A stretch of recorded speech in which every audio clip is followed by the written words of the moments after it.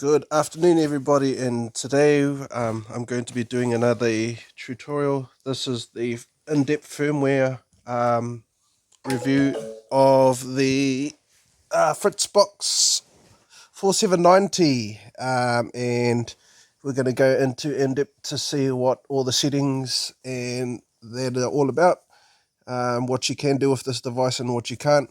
So without further ado, let's get into it. So just before I continue on with this video, there's probably going to be as you just seen, probably a few notifications that will be popping in and out. So just bear with the notifications, just a chat thing. So we'll just log into the modem. I'll just do it like this, because since the passwords are saved, yeah, it does this. So let's go do it one more time. So this is the overview page once it loads. As I said, mind the notifications. Pretty much this will give an overview on software, your existing connection. It's even got telephony and also call lists as well. So we'll just have a bit of a skim around the firmware, and see what's it all about. So if we go to the top right here, it just says Fritz Box OS. This is pretty much saying that it's probably got a custom firmware in it because of the provider. So we'll look at the internet provider. That's the existing connection over LAN. So I've actually got a cable modem that's hooked up to a satellite.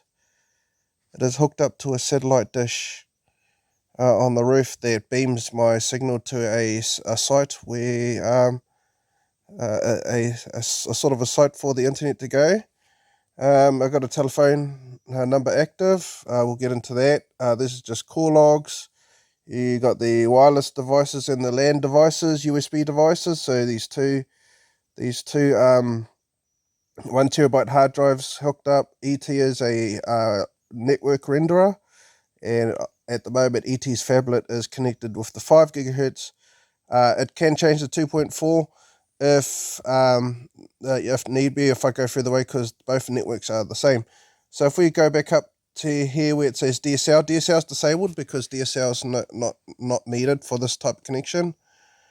LAN connection 1 and 2. So as I said, the network renderer in LAN 1 is used for the internet connection itself, because it's a existing connection over LAN. So the LAN port 1 in the Fritz Box becomes a WAN, or a wide area network.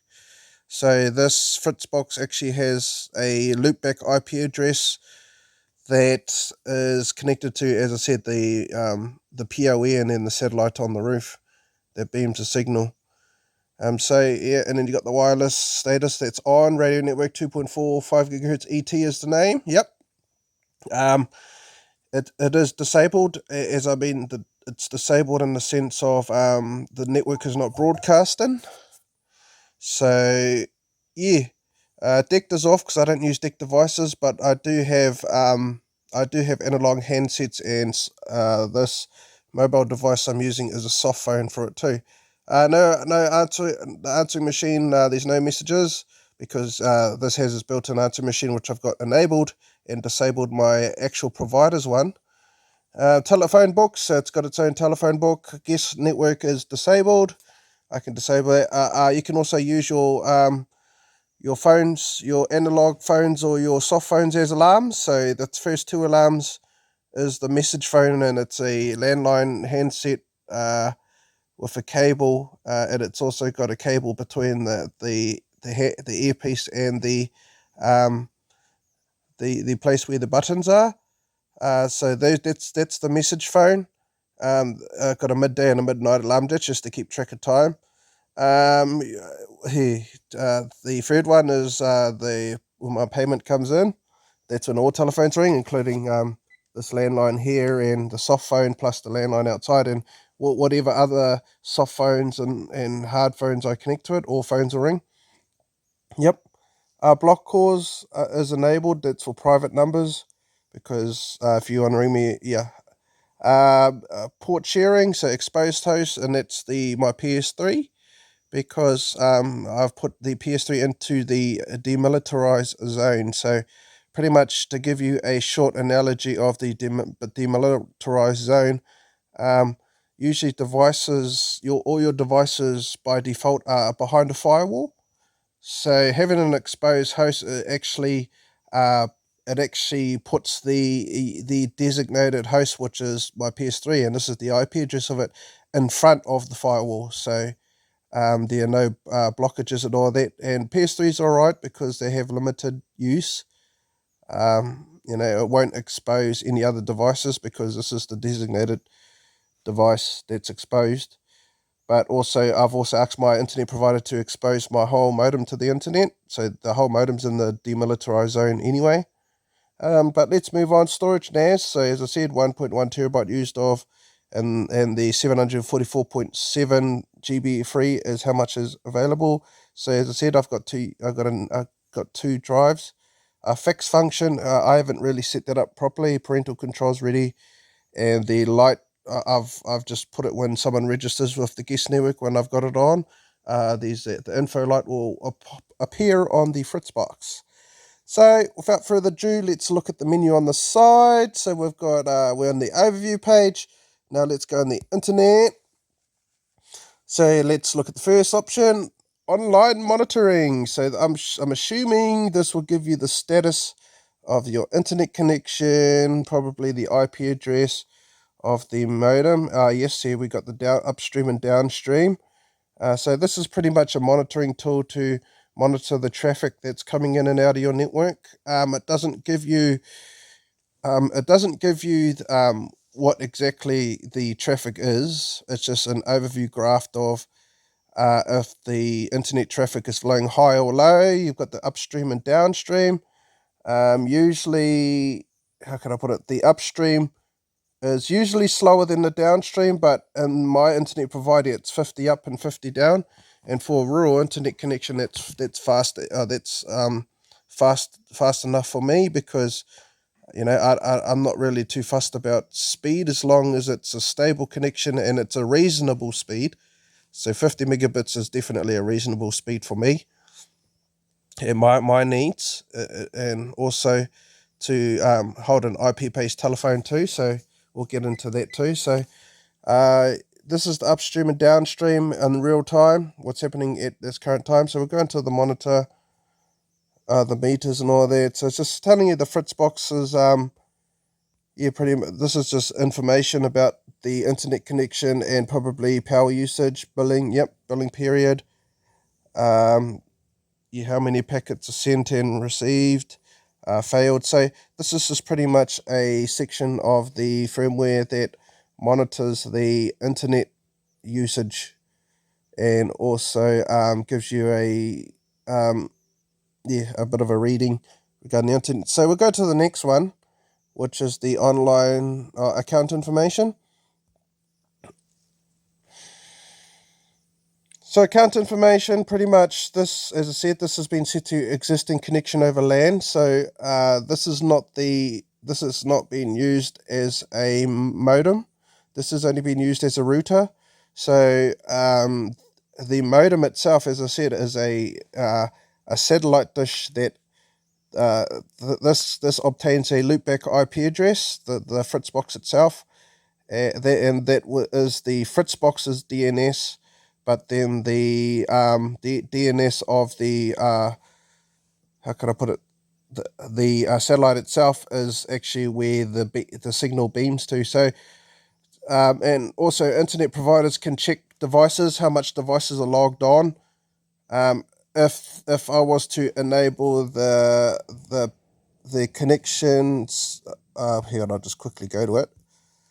If I was to enable this connection here, the PPOE pass-through, so that means that the DHCP, or Dynamic Host Controller protocol, which designates IP addresses to your devices, it would be the satellite on the roof doing it, but I've set this to for the router itself to designate the IP addresses. So to the internet provider, at all times they'll only see the Fritz box online. they won't be able to see or log into the Fritz Box, because that's also an option when you do a PPOE pass through as well. So it's a security thing I have. So even though I have, like, say for example, 5, 6, 8, 10 devices, even extenders, they won't be able to see that. They'll only see just the Fritz Box online, because the Fritz Box got the IP address, but the ones that connect to the Fritz Box, they get the IP address range from the Fritz Box itself rather than the PoE or the satellite on the roof. So I'll leave those settings as it is on my case, but if we do drop down, you have a few options here. So you can have a DSL or VDSL internet provider. We've got a few options here: existing connection over LAN, existing connection over wireless LAN. So you can pretty much set this up so this Fritz Box can connect to an existing network but still maintain its private network. So it's pretty much the same analogy as I said, it's existing connection over LAN, but the only difference is it's wireless. But it's pretty much the same concept. If the PoE was a Wi-Fi one, you could actually connect this directly to the PoE wirelessly. But in this case, it's wired. So yeah, but that allows you to connect to other modems. So say, for example, if you were to use this as an extender of some sort, but still want to maintain your private files and all that behind a network that is not shared, you can make this pretty much get an IP address from an existing router that is already broadcasting a Wi-Fi signal. So to the one that the Fritzbox registers to, it'll only come across as Fritzbox. As I said, the same thing with just over LAN. If you connect devices, as much devices as you can, to the Fritzbox,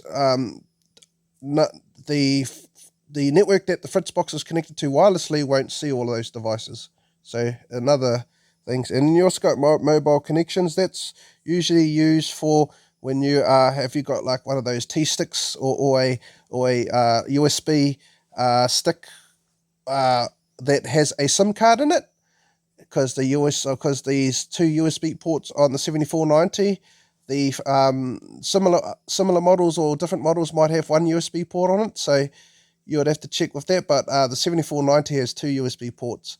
But since in my case I don't use that connection, if I really wanted to do it, I can just make a hotspot on my phone and just use the wireless LAN feature if I ever change. So, but that's for another tutorial.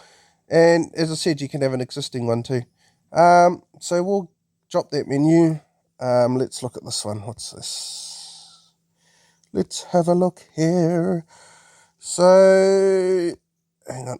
So this is just pretty much some of the you can send diagnostics tools to Fritzbox. You can get the modem to automatically update itself. That I've enabled that feature, but I've disabled this feature over here, so the information and the status about my devices won't get things. But the Fritzbox will receive regular updates if it finds it. It will search periodically for updates, so the FritzOS can be updates, but that's just pretty much what that requires.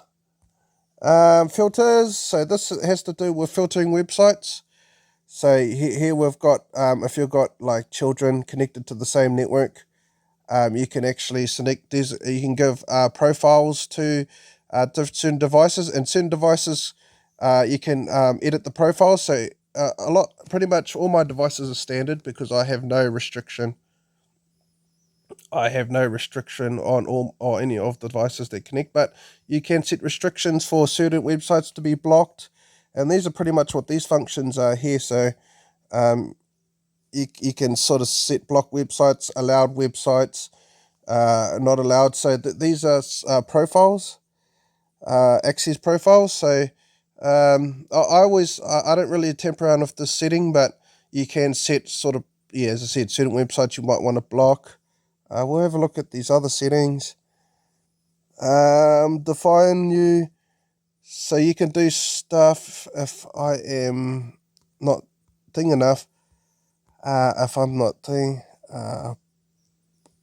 hang on, I'm just having a look closely. So access profiles. Prioritization. I'm not too sure what this one's all about really. As I said, this is getting in depth, but as I said, I'm doing an in-depth tutorial and looking at all the options.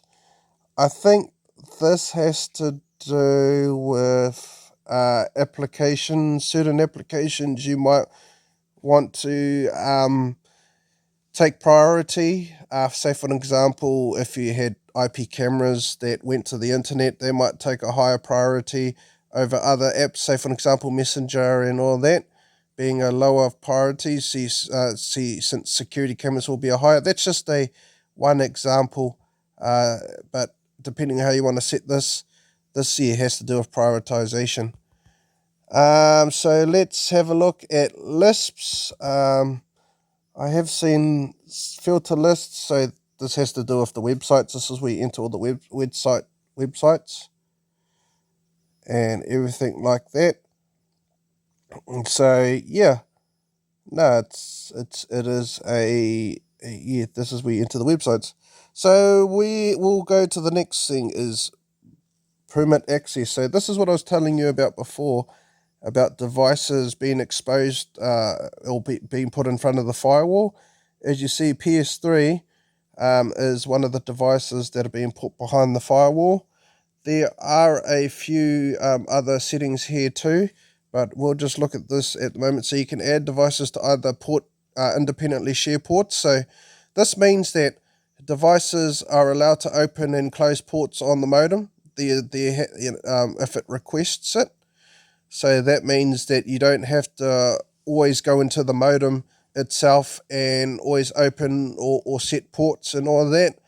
The allow port sharing like on the pocket router, that will if it wants or an application wants to open ports on the router itself for the designated device, it does it automatically.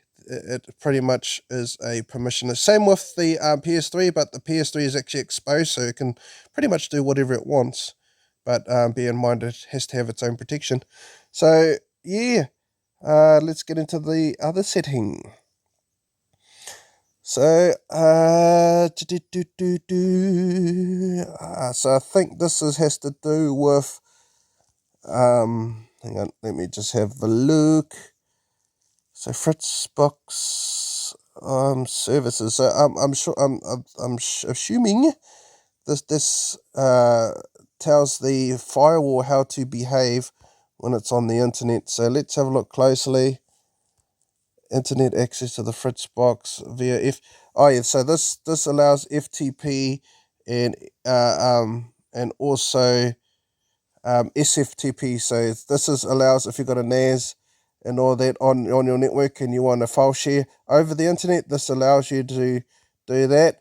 But you have to have a few more settings enabled to make this work as well. So let's go to the other thing. So this one here has to do with dynamic DNS, I think, is dynamic DNS. Yes, it is. So dynamic DNS means that certain internet providers, and I with my last one, 2 degrees, used to do this. Since because I'd set the Fritz Box because this is where I originally got it from.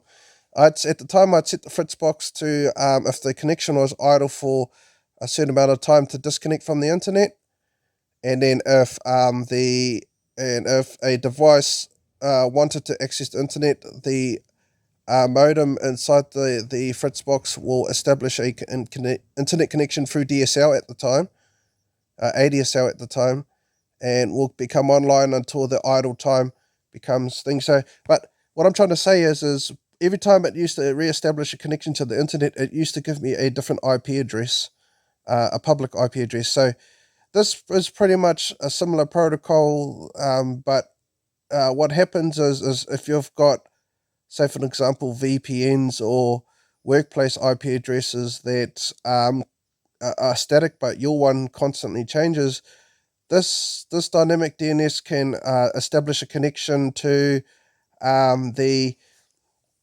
workplace or wherever you're designated to. So that means that with dynamic DNS, it'll tell you'll have an application on the destination somewhere in its network that tells each time that the IP address update of the Fritz Box, in this case through DSL, this for an example.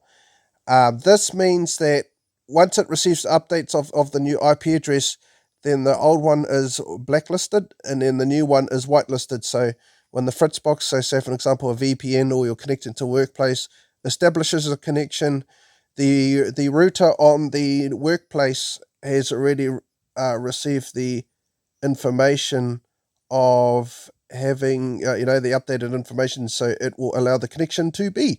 Yes. So let's have a look at the final feature here. So VPN. So VPN. This can establish a connection. You can establish a connection for a virtual private network. I've got none set up at the moment, but a VPN or virtual private network can join two networks together over the internet with encryption. Personally, I wouldn't use this feature because nothing is really encrypted over the internet when you think about it. So the less connections that are coming in and out of my network, the better, in my case. But yes, this is if you want to connect your whole router to a VPN. This saves, say for example, in certain countries, they have restrictions on content. So if you were to put your whole modem in a VPN, that means that you could actually run your whole network in a VPN. So when you go to and all that, for example, if you had the American Netflix from, say, for example, somewhere like New Zealand, and if you had Chromecasts and all that connected to it, you could actually cast the movies to your Chromecast because the Chromecast is on your network, and the whole network is put in the VPN. You can set it up for individuals as well, but yeah, as I said, me personally, it does give you vulnerabilities and that's access to your network, which I personally don't recommend. But as I said, if people want to do a VPN, that's fine. So let's go to the last thing on the internet page is my Fritz. So my Fritz access has to do with if you're making create a Fritz account, you can use my Fritz to access the settings and the router over the internet. As I said, I don't have the less access I have to my router, the better. There was a couple of accesses I had to cut, including the Google contacts as well, which I'll get into later on.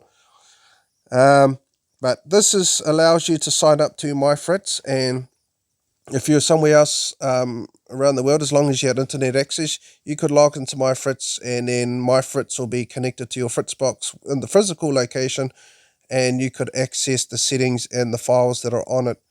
But as I said, any less connections that I have going in and out of my network, the better. I've also put the firewall in stealth mode too, so yeah. But that's the internet options pretty much, and what we need to discuss in the internet. I'm sorry I'm rambling on a bit, but I told you this is going to be an in-depth tutorial. Now, telephony. Let's have a look at telephony. So we've got course. So telephony, as I said, I do got a telephone company. This is a what I'll do is and go to answer machine, but this is a IP based. I've got an IP based telephone system. So the number that as I said, I've got analog handsets, but I've also got soft phones like this phone, but it is an IP-based telephone, so that means it's voice over an IP, so it uses a internet connection to maintain the phone calls rather than a copper wide DSL line or phone line. So yeah, so calls is just the call logs and all that. We've also got answering machine, which we're on now. Answering machine. So this is, as I said, set up with an answering machine. It's got a greeting and all that, and it captures the call after 60 seconds.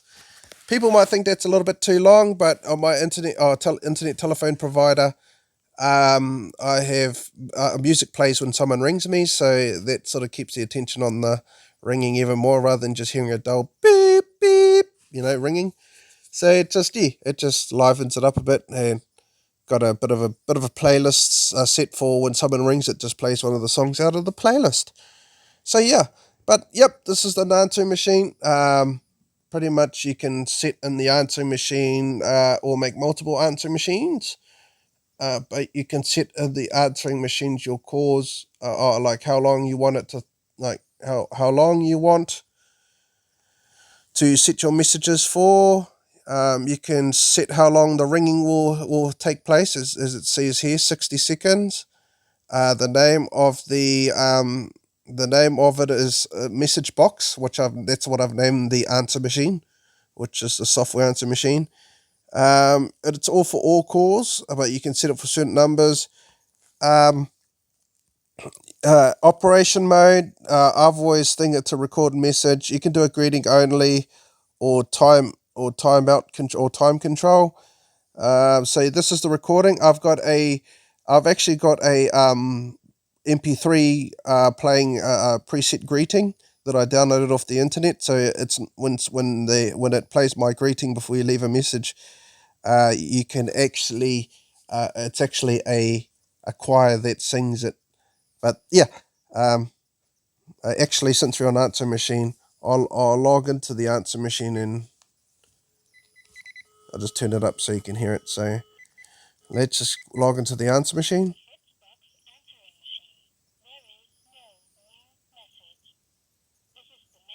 So we push 411. So this is the standard greeting.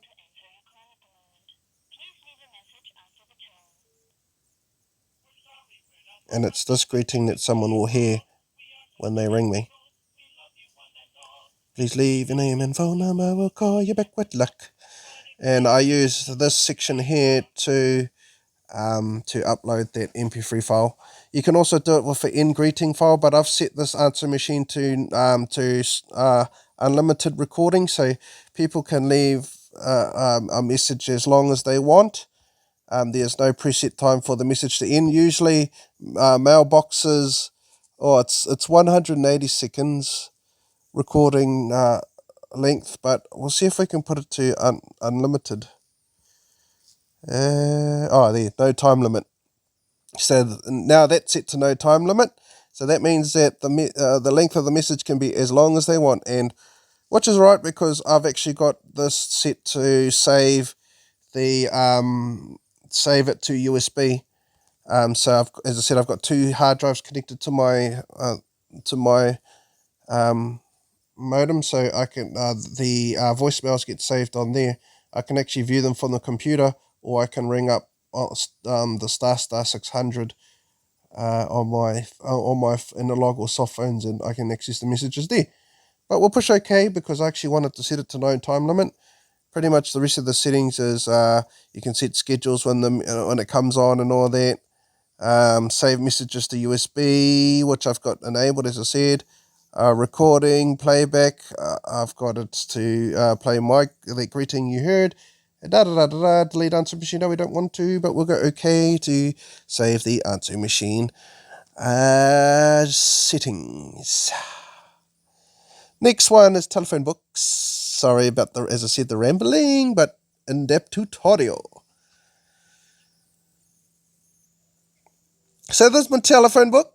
As I said, I used to have my Google contact synchronized with this, but as I said, the less connections in my my Fritz Box, the better. So I've actually just got things stored on the Fritz Box rather than the Fritz Box synchronizing with Google all the time, and who knows what it does. But yes, so this is just pretty much a telephone book that you can see if you've got the if you've got the caller ID on your telephone provider, and if you've got their number saved, it'll actually come up with the name on your analog handsets plus the soft phones. So if someone wants to ring you on your landline and you've already had the number saved, it'll actually come up with their name or whatever name you put them under. So yeah, as I said, you can set up new telephone books and multiple telephone books. You can, as I said, synchronize your Google contacts to your Fritz Box, but I have disabled that. So that's just pretty much a telephone book. and pretty much settings to set telephone books and all that. But we will go on to the next one because there's not much to really cover about telephone books. Everyone knows about telephone books, but that's just an electronic version of it. So alarms, as I said before, there's 3 alarms set. This is the 12 o'clock midday alarm. So that'll ring at midday. You've also got alarm 2, which is midnight. And then you've got alarm 3, which is my pay. It is set to ring on Tuesday at 23 minutes past 6. So, and that says pay in. So that's the message that will come up on the soft phones. When you, or if you've got like analog handsets with a digital display, it will show up with the name pay in. So yep, and same with the midday and midnight. If you were to look at the handset, my cordless handset, it's got a call ID display on it that can display a caller's name. That'll show it with the alarm of midday. So fax, haven't set this thing up, but it's a fax over the internet. So you can probably have a name, or you can probably have a number that's designated for fax, and then you can send fax over it. And then if you've got a digital fax machine or a network fax machine or a fax machine that's like in a bundle with a printer, you can probably set it to IP faxes as well. But I don't use it. Call handling. This has to do with like the way you handle calls and if you've got multiple telephone numbers, because you can have multiple telephone numbers on this Fritz Box. So call handling has to do with the way calls are handled. If you've got restrictions and dialing rules, you can set it in these settings here. And yes, so I've got this all set to, I've got no restrictions on call handling because I don't have to worry too much about outgoing calls because on my internet provider telephone system itself, I've set all calls to be password protected. So the incoming calls will come in, but the outgoing calls need a password to ring out for all numbers. You can set it for specific, but in this case, I've put it for all numbers, so no one can't just pick up my telephone outside and ring out and use my minutes. They need to know the password first. So yes, that is pretty much what all this section of the Fritz Box is covering. So telephony devices. So this is all the currently connected telephone and fax and answering machine devices that are installed or are here. So phone 1 is the cordless telephone.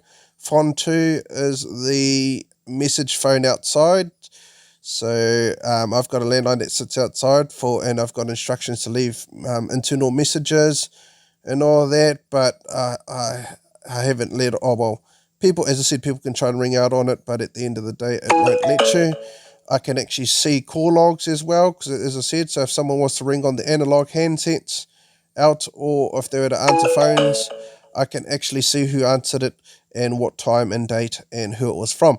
So as you can see, there's a WLAN phone. This is the one I'm talking to you on, the device I am showing you on, the phablet. You can edit and delete the parameters in the name and the incoming outgoing rules. I'll leave that as default because I've only got one number designated to this line, and I don't want to modify the settings because the settings are adjusted to satisfaction. So the next and last but not least is telephone numbers. As I said, you can add new telephone numbers, or you can have multiple telephone numbers and designate it to specific or groups of devices. So if this telephone number here is just my personal one, that is over the internet. But you can have multiple numbers with my IP-based telephone. So say, for an example, if I was to mind the notifications. If I was to have a home business, I could have my personal number plus my home business number, and I could set the devices that my home business number goes to, and I can set the devices that my personal number goes to. So, yep. So yeah, that's just IP-based telephones for you, and that is it. Sorry about the notifications. People are chatting. Oh man. But anyway, that is on the scope of this tutorial. Let's move on. Home network mesh settings. So this has to do is, so the home network and the mesh settings, this pretty much will give you an overview. The mesh overview will give you a pretty much a overview of status of your devices, how are your devices connected to the internet. So it'll just give a brief thing of IP address and all that, and how the connection is established. Give you a list of devices that are online, and all that. So this is pretty much a overview, and you can edit devices. Say for an example, if you wanted to edit parameters for the phablet, which I'll show you here, you can set the, I've got it to always have this IP address. So any IP address that has a single number at the end, so 192.168.188, and this one is 5, I think. Oh, hang on. This one is 5. So, like one is my is the IP address of the router itself. 2 is my home theater system, which you've seen, and I've got pretty much up to 10 devices. So 2 up to 10 is the IP address range that my personal devices. If they are double-digit numbers at the end, they are not my devices, and that's how when I do a network scan, that is how I tell my devices from others, plus the names as well. So all my devices, including the ET1 here, which is the network renderer, that has a fixed IP address as well. Plus, actually, I'm just going to double check to see if this has Wake on LAN, because since this is a LAN device, I want it to receive Wake on LAN devices, because you can, since it's a home theater system, you can set it to Wake on LAN. So I'll just set the Wake on LAN. So that means that if I wanted to wake, excuse me, if I wanted to wake the home theater system up via the Wake on LAN, because you can do that, it'll let me give it that command. But let's move on. The mesh settings.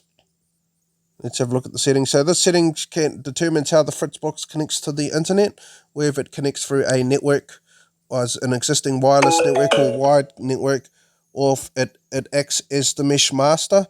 So at the moment, this is classed as the mesh master. So as I said, the IP range that the devices receive is from the Fritz Box router itself.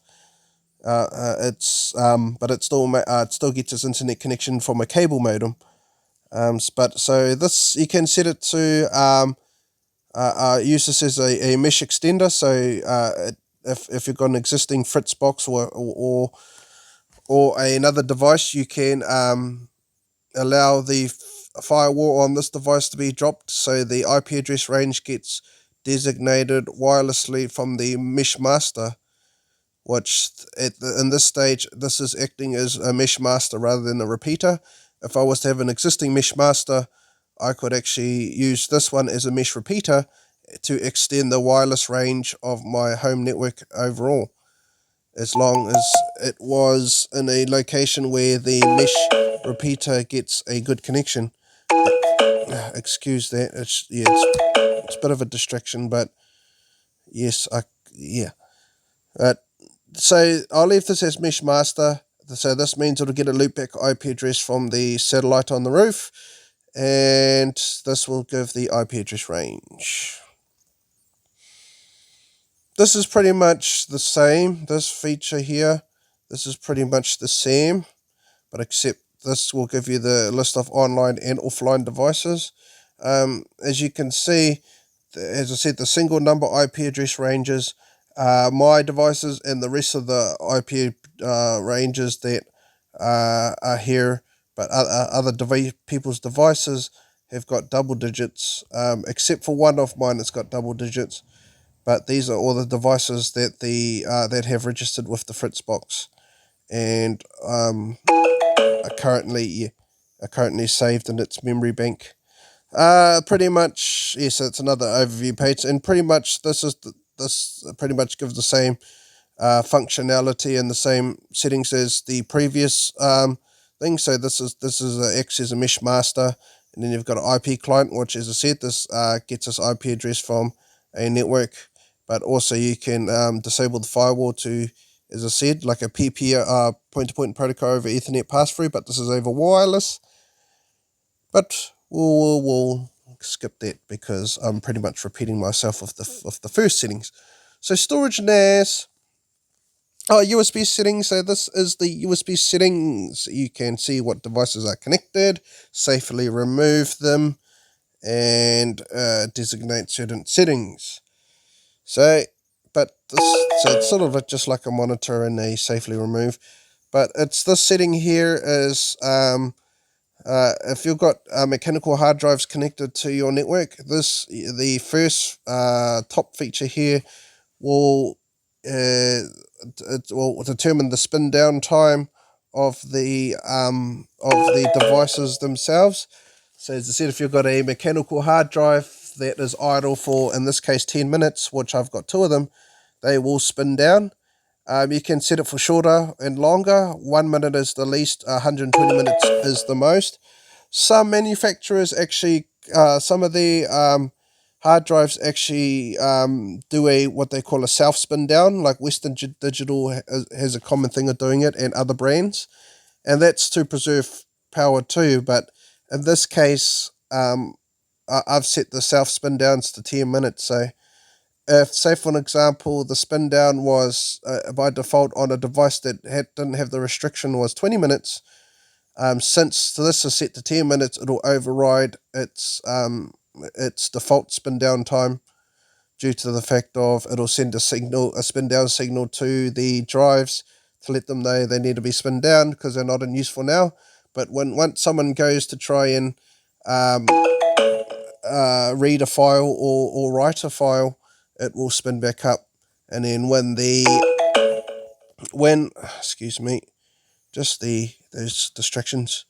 When the hard drive is idle again, it will spin back down after 10 minutes. The second function here is the USB settings. So since of power consumption and both hard drives being mechanical, I've set them to 2.0. USB 3.0 is faster but consumes more power. USB 2.0, the speed is 480 megabits per second, where you see the USB 3 function is 1 gigabit per second, or 1000 megabits per second, or to be precise, 1024. But for my use and how I use my hard drives, USB 2.0 is, as I said, it uses less power and it's a fast enough connection to what I demand from the hard drives, which is pretty much now and again, it's pretty much just used as personal file storage. So it's not really a network storage that gets used highly. I only use it occasionally if I want to back up files or copy files to my network or from my phone or laptop. I do use it to read files off the network sometimes, but as for high demand for file sharing and file servers, this is quite low demanding. So, and plus, as I said, the power consumption for 2.0 is actually less. So I've noticed when I used to put it in both of them in 3.0, if I was to use both hard drives at the same time, one hard drive always went offline, and it was like the Fritz Box had temporarily disconnected and reconnected it, but it didn't connect properly back. So by solving this problem, I'd put both hard drives in USB 2.0 mode, because the Fritz Box itself powers the hard drives, so they are USB powered hard drives rather than a hard drive that is plugged into a wall and these two cables. One is a data cable for data transfer. If I had it that way, and if it was a USB 3.0 hard drive, by all means I would set both of them to USB 3, but since the Fritz Box itself powers both hard drives as well as reads from them, they are set to USB 2.0 for power consumption. But on to the next function. So that's pretty much it. Oops. So the Fritz NAS. So this determines. So this will give you a list of your the internal storage of the Fritz box. The two. It'll give you analysis of the two hard drives that are connected, how much space they individually have, and online storage if you have online storage configured for Fritz boxes. But as I said, this is about less connections to my devices, so that is why I don't have a Fritz box, a online storage connected to the Fritz box. So this is pretty much a NAS server as a network attached storage. So that means that all the files that are saved on here are network based, so I could access it with the right credentials, username, and passwords to the NAS. I could access the files from any device, where if it was a phone or a tablet or or a PC or Apple. You can access it, but if we come over here, these are the two accesses. So you can have an internal FTP, and we also got a SMB or a network drive, so you can set that up in Windows or Macintosh or Linux to have a network drive, so you can access your storage on a network drive, and also depending on the permissions that the you have been granted will determine, and what you've been access to will determine how the NAS server is presented to you. I will go through that a bit later on because it's under another section of the Fritz box. So yeah, so this is just an overview of the NAS, and how are the two connections that you can connect to it. And this is the group. The group is home group. So that's what the name of the NAS is ets.nas. I can name it something different, but I don't mind. It's ets.nas for this, and that's my custom name. And it's home group is the name of the group. But let's go into media server. So media server is this is disabled in my case because I don't use it. First and foremost, it gives access to my files. It gives access to me files through a DLNA server. So a media server or a DLNA server is if you've got DLNA devices, capable devices on your network, like I showed you before, the ET1, which is the network renderer. That's a DLNA renderer as well. So if you enable this, you can, if any files, videos, music, and pictures, videos, if it'll scan the NAS server for those and present it in a DLNA server. So I've covered DLNA servers in the past and in depth, so I don't have to really go too much. And I've disabled it in this case for security reasons. So anyone that has access to my personal network will, I don't want them to have access to my stuff unless granted permission, because it is personal, and it's just how I roll. So let's move on. So Fritz Box name. Fritz Box name just gives the name to the Fritz Box. This applies to this is like if you want to set up your Fritz Box real easy. So whatever name you give it is the name of the Fritz Box, the name of the Wi-Fi network, the DEC base station that your DEC devices, if you've got any. So pretty much I don't really leave this one because I leave this one how it is because I've got customized settings. So this, in my case, this doesn't apply. So that just gives it a Fritzbox name. But remember that if you do play with the setting, it can modify settings and can cause you to be kicked out if you don't know what you're doing. So I just recommend leaving this setting alone. Smart home devices. Smart home devices use, say for an example, if you've got smart plugs or or power line adapters, so you can send an internet connection through your power through the electrical wiring in your household. these are where these will be registered, so you can get Fritz smart plugs that are wireless extensions. I don't use this feature due to the fact of I do got a wireless extender in the shed, but the wireless extender is Wi-Fi based, so it's another Fritz box that connects to the Fritz box here, but it is its own mesh master at the same time. So if anyone wants to connect to the router in the shed, it'll designate its IP addresses from the router in the shed rather than the one that we are connected to currently. Which is fine because that is set up another private network in the shed for another use. But anyway, that is the home network functions. Let's go into the wireless. So wireless radio network. So this just gives you information on the radio network, the devices that are connected to the radio network. This gives so a different network for the 2.4 and 5. I've got this disabled because I want the network of the 2.4 and the 5, the name or the SSID to be the same. And the visibility is disabled. So in order to connect to ET, you actually have to enter the name, the security, and the password manually. So yes, so my connection is hidden. The reason why I hide my connection for 2 reasons. The broadcasting is actually not good for you. It's microwave radiation, and you're constantly being exposed to it. It can cook you slowly from the inside without you realizing it. So 2.4 gigahertz uses that's the same frequency as the microwave ovens or the microwave that you would use in your house to heat up your food or whatever.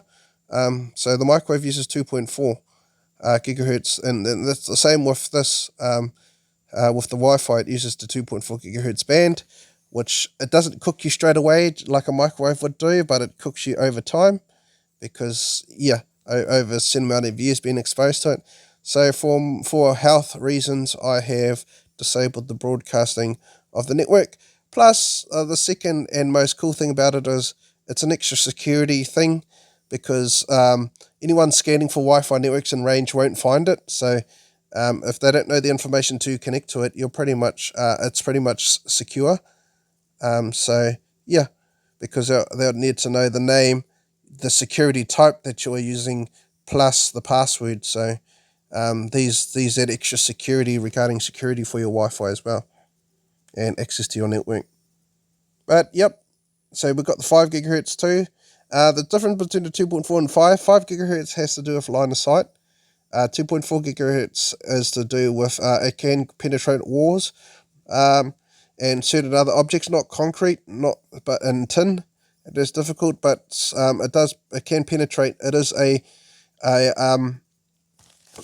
a longer wavelength of frequency, but the 5 gigahertz it's short, so that means that the waves are shorter, but it requires line of sight to work faster. It is a faster connection than 2.4.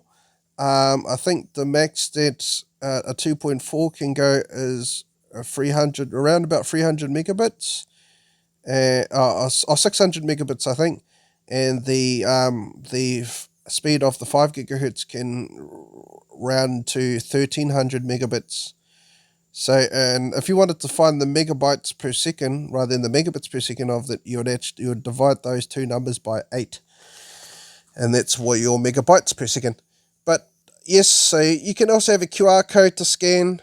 So that means you can take a screenshot of that QR code, and if you want people to connect to your network, you can through QR code. So that's the setting about this. But we'll go to the next one. So wireless radio channel. I've set manual channels for both 2.4 and 5 gigahertz. So the channel is the side frequency that it'll work in. So at the moment, from my internet provider, I got told that it is best to work on channel 1, 6, or 11 for 2.4, and he had explained to me to put the actually I'll leave it in 6. I'll leave it in 6. Actually, I just won't modify the settings.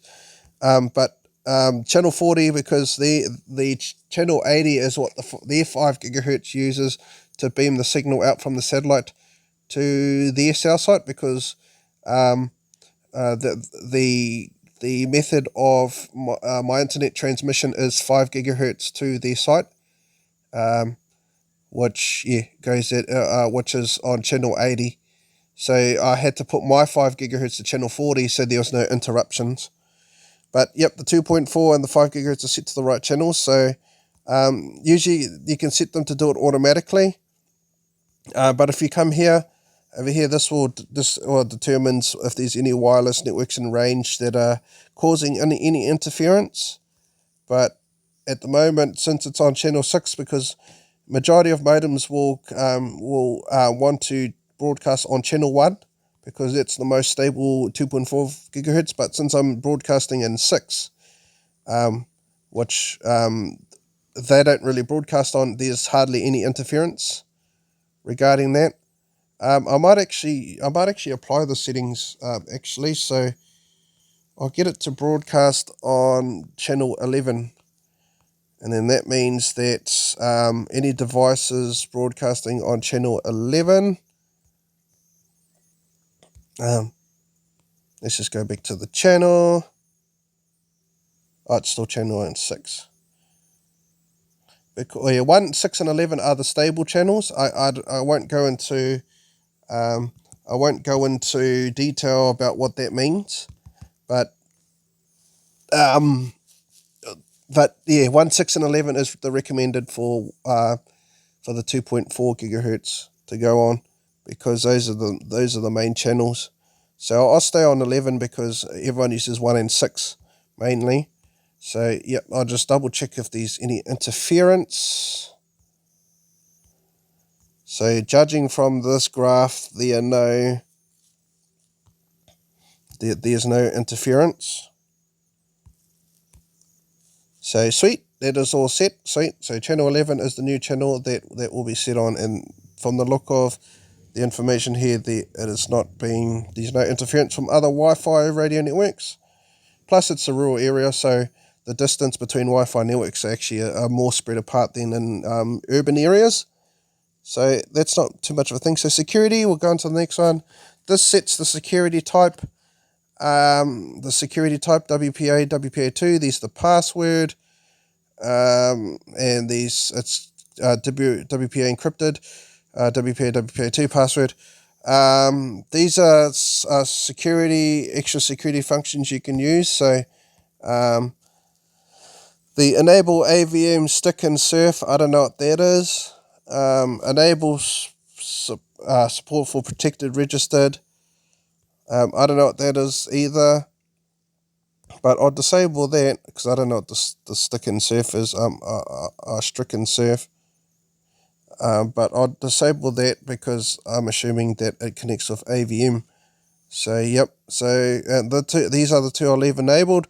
So they're enabled for supported protected. Let's just say if you register with the network and someone was trying to attack you while you're registering, you can register securely. Active devices can communicate with each other. That means that if you had like a game over LAN or something, or local area network or wireless local area network, the devices can communicate over the network rather than having to communicate over the internet. Have to send their signal out just to send it back in. So I've enabled that. These are all the enabled devices, wireless devices, and the active ones and the saved. The cool feature too I like is I can also enable what they call MAC address filtering. So what this does is if I was to put do not allow any new wireless devices, that means that even if you know my username and password, and if you by chance did connect to my network, find it to connect, if I put the do not allow new wireless devices, if you were to try and register, the Fritz Box will decline your register because the modem will say no, it's not allowed to register new devices, only the pre-existing ones. So this is another security feature you can have on your devices. This will firmly make sure that any unauthorized MAC addresses that are not in this list here, which is here, it'll make sure that it can't register. But I keep it disabled because, as I said, my network is hidden, and there is enough security. But if I was a real tight ass on security and all that, I can enable this. But anyway, next feature. Oops. Schedule. So this pretty much you can set a schedule. I've disabled this feature, but you can set a schedule when Wi-Fi can turn on and off. You can set a schedule to go from to, or you can set a schedule regarding like certain weekdays you might want to turn off at certain times, and certain weekends or certain times of the weekend you might want to set at times. But this just has a so that you can set times of days of the week when Wi-Fi is enabled or disabled, which is a cool feature. I don't use it personally because I don't have any kids or I don't have any times where I need to discipline anyone to disable my Wi-Fi, but it's a good feature there in case it is handy for someone who has kids, and if you want to sort of have certain times where they don't have device time, so certain times where Wi-Fi you can set the Wi-Fi to turn off, um, so they can have break from their devices, and then you can have certain times where the device where it turns back on, so you can so they have access to devices. Note, this doesn't apply to devices connected via LAN or local area network. This only applies to wireless devices. So if you've got devices that are connected via LAN, when the schedule is enabled or when it turns off the wireless devices, you still have connection via LAN. So make sure your child, or if you're enabling it for children, make sure they don't have devices that are connected via LAN, because that will defeat the purpose of schedules. All others probably can set schedules to personally times that they want to set where they want to be off the internet. But for my sake, I have this disabled because I don't set schedules. But it is a feature there that could be used for if you had kids and wanted to set online or offline times, or for the whole family, you know. But this would have to be for the whole family because when the wireless access is turned off, that means that devices devices will how can I put it? Devices connected to the wireless will turn off or will be disconnected, including your own. So, as I said, I leave this disabled, and I don't really use schedule. So instead of clicking apply, I'll just go to the next feature, and those settings won't be saved. And this is why I use this feature here, which is the wireless guest access. So the wireless guest access is if I have guests over, or people I don't want access to my Wi-Fi all the time, I can set a private net a passworded network or a hotspot, which in this case I've set a hotspot. So this means that when I enable the guest access, it creates a Wi-Fi network, a guest Wi-Fi network with a different IP address range. So if you notice that it was the IP address range you previously seen was 192.168.188 dot, and then the N number that was assigned to it, to any specific device that was connected to the private network. But when you enable connect to this, instead of having 188 dot whatever and then whatever the device number that is assigned, it'll have 189. So it's got its own different its own IP range. So it's pretty much a network on its own. It doesn't have access to if you've got NAS service or wireless printers, which I do have wireless printers hooked up to my network. It doesn't have access to those devices. So if you've got, as I said, like network renderers, like what I've got, and printers and NAS servers connected to your private network, the ones on the guest network do not have access to that, but they still have access to the internet. You can through the guest access profiles, you can set restrictions or non-restrictions. I don't put restrictions for my guests, but I do. There are certain things that they've got to do. So, say for an example, I've got if this is the ET Gelamenti on Toast is the wireless name. As I said, it's got no password, so it's got no password. So that means that anyone that finds that network can connect to it. And I will show you it briefly when I do apply these settings. So fast connection, that's just pretty much a fast connection to the internet, and I think it's like a QR code. And that's good if you wanna if you've got a private network and then you just get people to scan the QR code rather than entering the password, or you can still enter the password manually if you've got a password protected guest access. But this one is a public, so anyone that does a Wi-Fi scan will just scan an open network, which is good. So we've got additional settings here. Fritz Box. And so I've got this feature here enabled, if it will let me. So display a capture. So if you've connected to public hotspots in the past, like at McDonald's or Burger King or so similar other places, certain libraries or student school has them. You got to sign into the network. So having this tick box here enabled, you got to it'll warn your device to sign into the network and register by signing in. So it'll display a captive portal. So the captive portal is this here. It's a custom image I have of UFOs, and there's also a custom message that will be displayed to them too, which is here. Welcome to ET's UFO loading bay, blah, blah, blah, blah, blah. By clicking OK, so to them, they'd have to click or tap OK to accept my terms and conditions, and also they'll have access to the internet.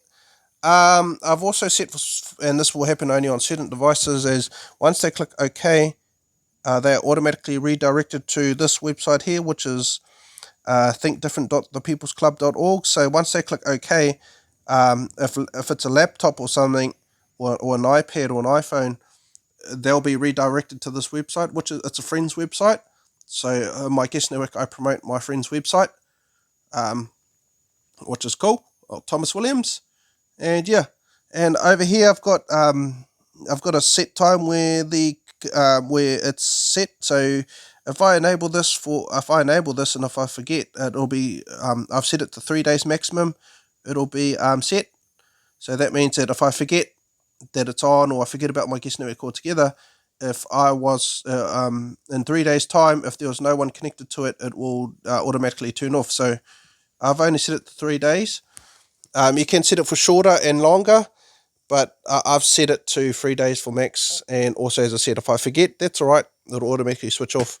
So I usually use this so people don't, certain people that I think around don't use my Wi-Fi all the time, or just park outside my house and use the Wi-Fi. But yeah, these are just for certain guests. So Wi-Fi, wireless LAN devices may communicate with each other. That's disabled. That's another security.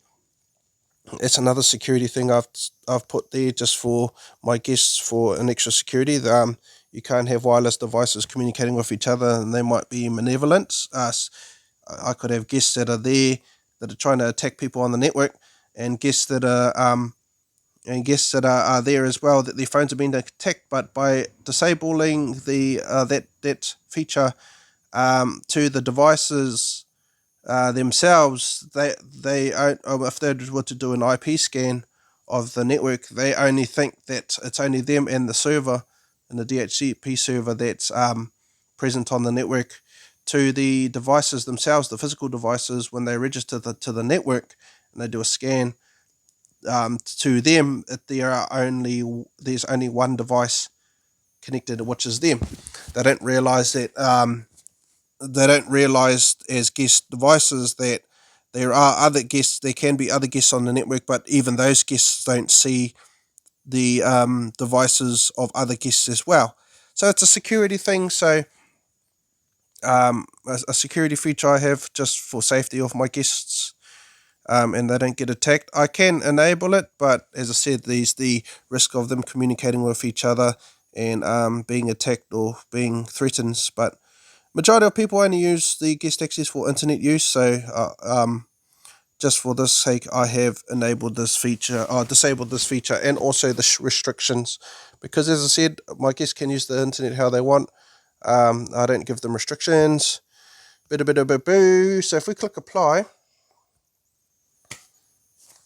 now the guest network is enabled. So if we swipe down again and go to the wireless menu. So ET is the private network. And there is an ET Jalaminti on toast, and auto connection is disabled because it's an open network. So if we click it, click it again, sign into network, we got to sign into it. So we'll just quickly sign into it. It'll be one of these ones. There it is, sign into network. And the custom message should come up that I had said. Here we go. Welcome to ET's UFO loading bay. So this is, from a guest point of view, this is what it looks like from a guest point of view. So, click this is the terms and conditions you got to accept to sign into the network. Some devices, as I said, won't redirect to the website. Others will. This one won't. Once you click OK, the message will go away, and then the whole website will go away. But this is me logging in as a guest. So if I was a guest coming to my own house, and I was only granted the guest access, I'd click OK. Okay. And now I'm connected to the internet via guest. I don't actually have access to this firmware temporarily, but if I reconnect to the private network, I do. So now I'm connected to the wireless access as a guest. And as I said, I can't communicate. If there's other guests connected, I can't communicate with them, and they can't communicate with me unless indirectly through the internet. But other than that, if they were trying to directly communicate, it's not possible with the with this feature enabled. So it's pretty much isolating all the devices, so they can't communicate, but they can also have communication with the internet and safely without being attacked by network devices. So we'll go back to the ET's network. I'll keep that enabled because, as I said, if I other people around, if they pick up the network, they can connect to it. I don't mind, to be honest, because at the same time, as I said, I've got unlimited and I've got a pretty decent speed, so none of the devices will slow it down really, because they'll be more on the 2.4 gigahertz, and it's a slower band. We see I'm more on the 5 gigahertz, so my devices will take more priority.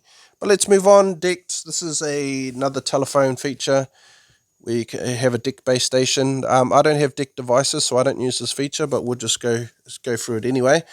So DECT base station is like if you've got DECT handsets, certain landline handsets are DECT based. So you register your DECT based telephones with this. DECT based telephones can do a lot of things, but it's the same thing. It does expose you to DECT frequencies, which is different to Wi-Fi, but nonetheless still deadly and harmful. So you can use it as that web-based station. So if you've got podcasts enabled and streams enabled on the Fritz Box, which I don't, as I said, the less streaming and services connected to my Fritz Box, the better. But that just allows for DECT base stations to access podcasts and web radio, which, as I said, I've got none of that set up. Diagnostics. This is pretty much just diagnosing the Fritz Box. Diagnostic tools. So these are just all the features that will diagnose. I don't really need to do a diagnostics, but I can. It doesn't harm it. So if we push start. So this is just diagnosing everything, connection, network connections, what devices are connected, IP addresses, you name it. So this is just diagnosing everything, but everything seems to be working perfectly fine. Judging from this diagnostic suite, it's all working how it's supposed to be. The services that I want disabled are disabled, like the DECT, that's disabled. It's 2 devices connected. So that's just the diagnostics. I've never really used this feature before. Oh, this is just information of the FritzOS. connection to the internet, all that. So that's just another monitoring tool, overview of connection and all that, which is cool. I think this here you can set parameters of how fast you want your connection to go. If I'm not thing telephone connections too, because I've got a IP address based telephone. But anyway, let's go to the thing. So we'll go to system and call or event log. So event log is pretty much one of the for a Fritz Box user and to monitor your Fritz Box as a whole. This pretty much in any event that you choose to see, whether it's wireless devices registering, logging into the Fritz Box, when the Fritz Box updated, telephone calls. It's pretty much, it'll come up in the event log. Pretty much anything that happens in the Fritz Box, anything, it will come through the call log. So your wireless guest devices, no more wireless LAN, wireless. Yeah, see, so a lot of it has to do with wireless. So this is just an overview of the Fritz Box activity. What happens, and it records it in a event log. So admins of it can come to the event log, and if they're not home, they can see who registered, what guest devices registered, if they got the guest network enabled, for how long, when they disconnected. Yeah, it's pretty much gives you everything. Everything. So yep, that's just the entering monitoring. So this has to do with just the energy levels of the Fritz Box, how much percentage the Fritz Box is working at, USB devices, LAN devices, how much internet power consumption they have, in percentages. Also, we've got the RAM, the RAM CPU temperature, and all that as well. So how much RAM gets used over the past 24 hours, the CPU temperature, the CPU frequency, how long how much it gets used.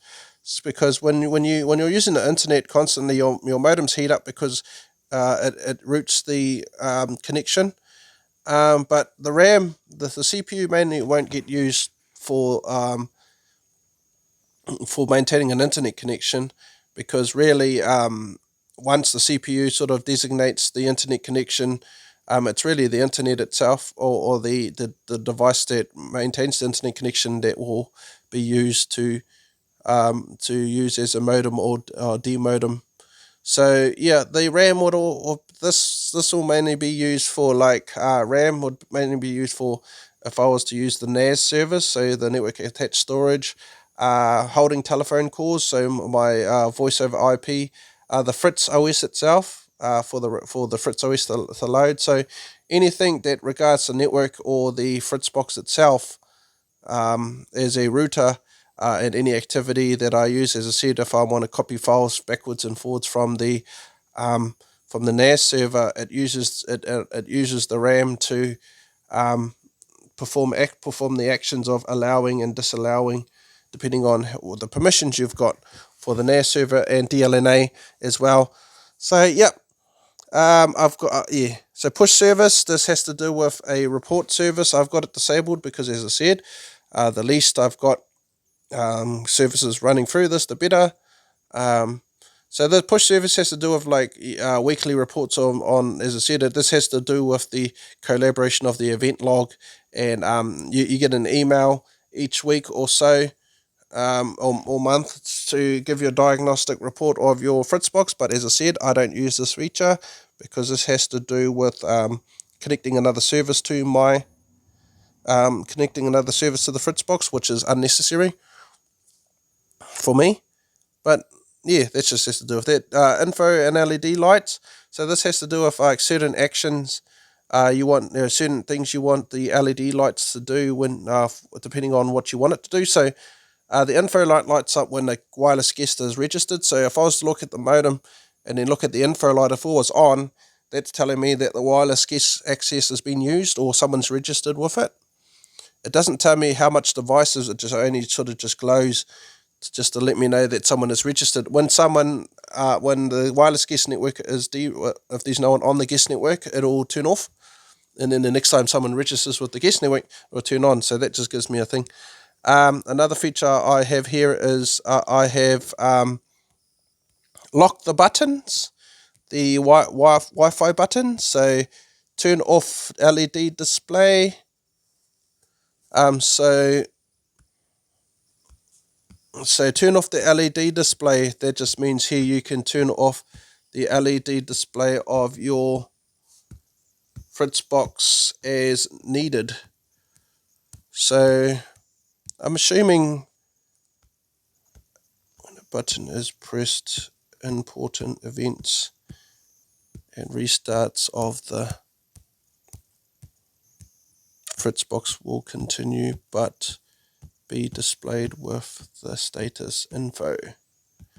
So, this is a new feature. Usually, it must have been in one of the new FritzOS updates, but this is just a new one I've come across. I think what this does is you can turn off the LED display. So, I'll just quickly have a look, see what happens. But if I am right, which I am, that feature, when I applied it, it has turned off the Fritzbox LED displays, which is good because I might actually leave it like that. I just want to quickly try something, and so this is just a side thing. So just let me try just reconnecting to the guest, see what happens. Because if I register with the guest, well, I don't know if it will. Oops. Just a second. It wants to play games with me now. No, I don't want to connect to that network. So I'm connected to the guest. Oh no, it doesn't. Oh no, I'm reconnected. Sorry, this I'm trying to.